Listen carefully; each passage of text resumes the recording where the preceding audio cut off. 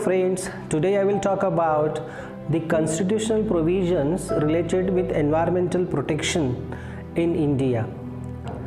The Constitution of India is a living document in one sense. So it has evolved and continually growing and has become more mature with time since its inception. The provisions on environment protection in the Constitution are the result of evolving nature and fundamental law of the land. The decent, the standard of living, pollution-free environment is inherent part of our Constitution. If you read it, you will come to know. The Environment Protection Act of 1986, it defines the environment which includes water, air and land and its interrelationship which exists among and between air, water and land and human beings, even other living organisms like plants, microorganisms and the property. The history of legislative implementation of the practices actually started in our country with the implementation of Indian Penal Code in 1860. If you check, the section 268 defined what is mean public nuisance. So abatement of public nuisance is also a subject of section 133 to 144 as per Indian Penal Code.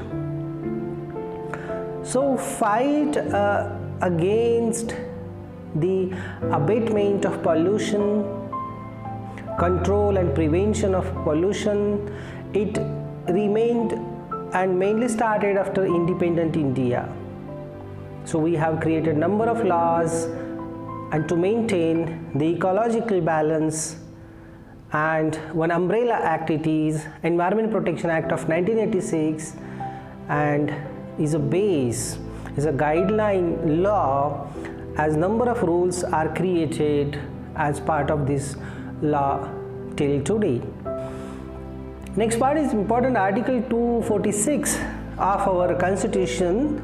It divides the subject areas of legislation between the union and the states. So from an environmental point of view, the allocation of the legislative authority is an important one. Some environmental problems that we have to deal with, sanitation and waste disposal, are best handled at local level. So just like other issues of water pollution, wildlife protection on a larger scale are better regulated by the uniform national laws. So it is also seen with the experience of other countries.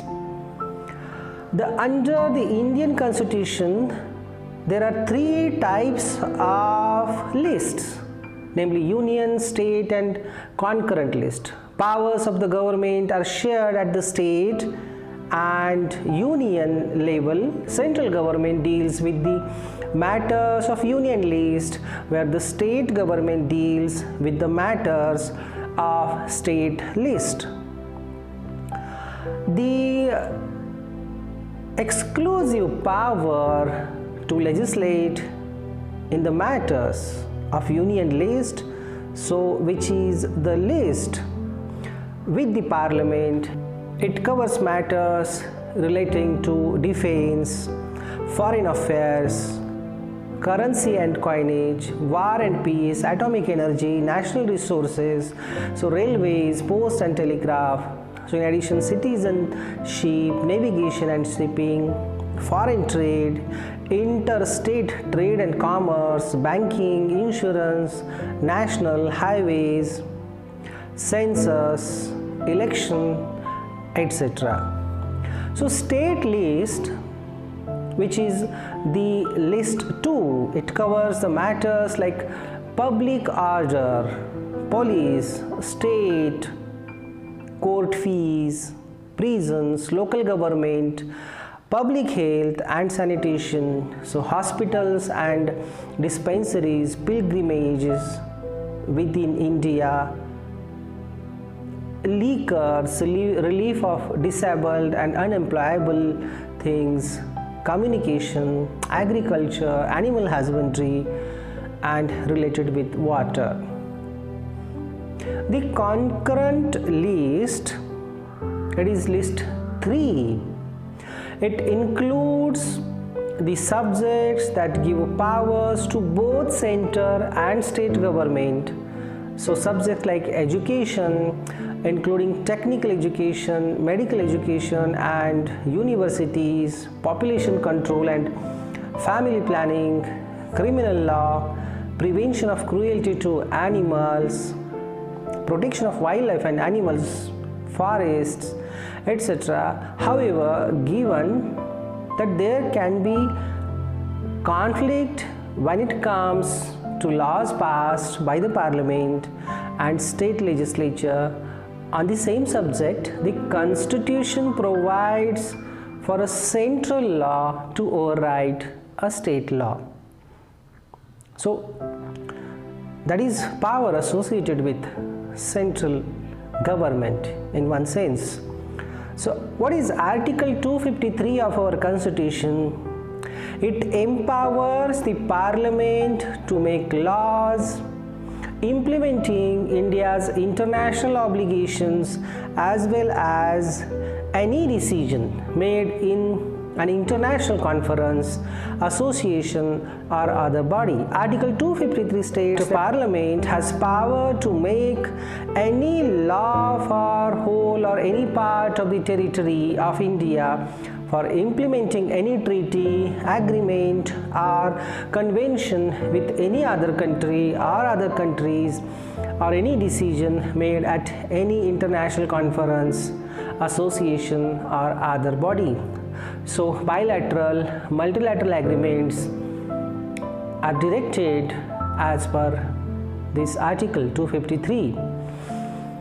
Public interest litigation under Article 32 and 226 of the Constitution of India, it resulted of environmental litigation.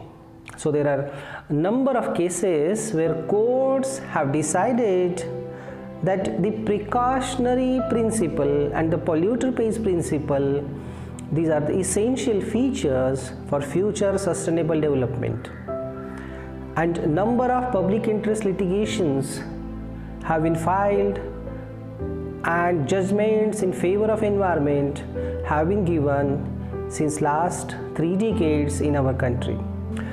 Article 14 states that the state shall not deny to any person equality before the law or the equal protection of the laws within the territory of India. So the right to equality may also be infringed by certain government decisions that have an impact on the environment. This fundamental right impliedly asks for duty upon the states while taking decisions regard to environmental protection and thus cannot infringe the Article 14. An arbitrary action is must and necessary involve a negation of equality. Article 19(1)(g), it is very important article of the Indian Constitution. It confers the fundamental right to every citizen to practice any profession or to carry on any occupation, trade or business. This is subject to reasonable restrictions. This is a very important line. A citizen cannot carry on business or activity if it is health hazard to the society or general public. The safeguards for the environmental protection are inherent as part of this article. Now I will tell you about the Article 21. It is related with the right to life and personal liberty. It states that no person shall be deprived of his life or personal liberty except according to procedure established by the law. The Constitution of India under Part 3 guarantees the fundamental rights, so which are essential for the development of every person, every individual, and to which a person is inherently entitled by virtue of being a human alone. So right to environment is also a right without which development of individual and realization of his or her full potential is not possible. Thus Article 21, 14 and 19, they guarantee us about the protection of environment. The directive principles under the Indian Constitution, they have guided us towards standards, ideals of building welfare state. Healthy environment is also one of the important pillars of welfare state. So Article 47 provides that the state shall regard to raising the level of nutrition and the standard of living of its people and improvement of the public health as among its primary duties. The improvement of public health also include the protection and improvement of environment, so without which public health cannot be assured. The next very important article I will tell you here, it is Article 48A. The state shall endeavor to protect and improve the environment and to safeguard the forests and wildlife of this country. Now I will tell you about Article 51A. So talk about the fundamental duties. Article 51AG says that it is duty of each and every citizen of India to protect and improve the natural environment, including forests, lakes, rivers, and wildlife, and to have compassion for living creatures.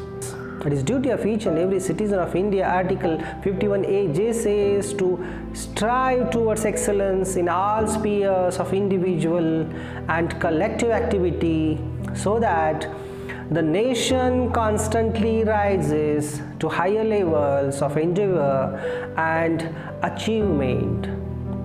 So these were some important articles and subparts of it which have firmly guided our system to protect the environment, flora, fauna, the diversity, our resources as part of air, water and land.